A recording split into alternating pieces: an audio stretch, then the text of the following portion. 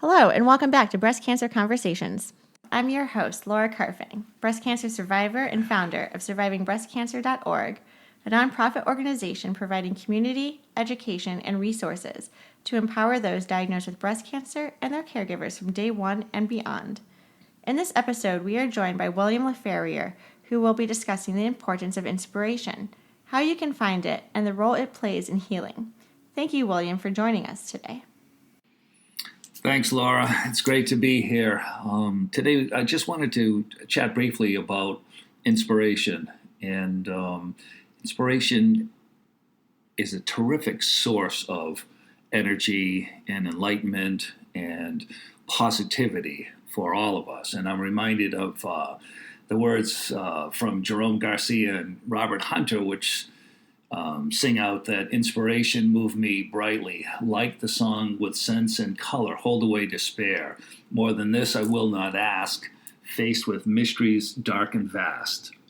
Statements just seem vain at last. Some rise, some fall, some climb. And those words always strike me. Well, this summer, SurvivingBreastCancer.org founder and executive director Laura Carfang, myself, and our best friend out in Los Angeles, Braden Germain, experienced the most wondrous, inspirational vacation imaginable. But allow me to start the narrative at a point that seems so very, very long ago. Laura was diagnosed with breast cancer some 18 months before this expedition, and that was at the tender age of 34. Prior to that, she and I, as her most willing caregiver, would run up monthly to New Hampshire from our base in Boston to experience the wonder of the White Mountains. We'd camp, hike, bicycle, swim, and marvel at the natural spectacle that surrounded us. Occasionally, we'd trek out to the great Southwest to do the same at national parks in Colorado, Utah, and Arizona. However, after she was diagnosed with breast cancer, we were forced to scale back these activities to accommodate chemo infusion, surgery, more chemo, radiation, and finally, most recently, hormonal therapies and night sweats and more. Now, throughout her journey, we would philosophically reminisce about how much we missed the enjoyment of participating in and getting back to nature. So we set a goal to once again head out to the wilderness to experience nature at her finest. And we scheduled a date and place, July 2018, a visit to Yosemite National Park, and invited our dear friend Braden Germain to accompany us. Now, Braden's a young recording engineer in a famous LA studio, and he was most definitely up for the challenge. We informed him that our itinerary was to fly to LA, visit some old friends from New Hampshire who had moved out that way, she being another cancer survivor, and then travel northeast 6 hours or so to Yosemite, explore for 8 to 10 days, and then head over to San Francisco to finish up with a multi-day stay there before hosting a SurvivingBreastCancer.org meet and greet with our partners, Driver.xyz. If he so desired, we said we'd pick him up in LA and take him along for as much of the 2-week vacation as he could tolerate. His response was a very enthusiastic, I'm in it for the entirety. So off we went. Now, Yosemite is right up there with some of the most must-see destinations in the world. It occupies John Muir's range of light in the Sierras. It's a land of incredible diversity and features elevations that range from 2,000 to 13 feet above sea level. There are several groves of giant sequoias, the largest and among the oldest living things on this beautiful earth. The magnificence of the mountains, valleys, rivers, and lakes reminds one of the book of Genesis, or at least to us it did.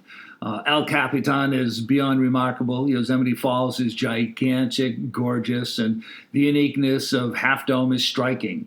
Seeing all this in person leaves you totally inspired. And in the words of Braden, I knew Yosemite was going to be spectacular, but nothing could have prepared me for the breadth of impactful moments it gave me.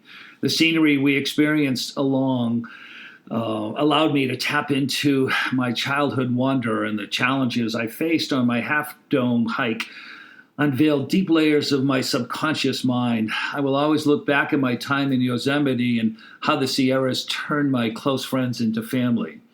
So it's exactly the experience of that inspiration that was so transformational. For 8 days, we hiked, swam in the ice-cold Merced and Tuolumne rivers, dove into cathedral lakes, camped along the rivers, cooked 4-star meals over a hot fire, including freshly caught brook trout. And at this point, I'd be negligent in not talking about John Muir for a second. And I guess I can only bring one quote to mind, and that's only by going alone in silence without baggage can one truly get into the heart of the wilderness. All other travel is mere dust and hotels and baggage and chatter. And as most people are aware, John was the founder of the Sierra Club, and he spent many a glorious month in Yosemite, walking around, hiking, and just tracking all the various flora and fauna. Back to the three of us, it was as if the Three Musketeers had come to life in one of the most remarkable parks known to mankind. After dinner, we'd clean up and then sit by the fire, waxing philosophic about life, music, literature, etc. The discussions were lively, entertaining, and even businesslike on occasion. Of course, the focus would turn to survivingbreastcancer.org and how to build up the nonprofit to be able to positively impact as many survivors and caregivers' lives as possible.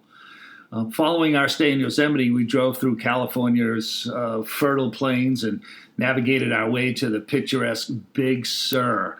This fantastic and rugged stretch of California coastline is incredibly stunning and certainly reminds one of the Beats authors Kerouac and Brodigan coming to terms with life's demons by confronting their internal struggles, ghosts, and various states of consciousness. So through our time together, we had this feeling of being in the presence of something vaster beyond human scale. Meditating on the beach, sleeping under the stars, hiking along the coast, diving into the icy Pacific, our togetherness transcended our current understanding of things. This truly electrifying experience positively impacted our lives in measurable ways.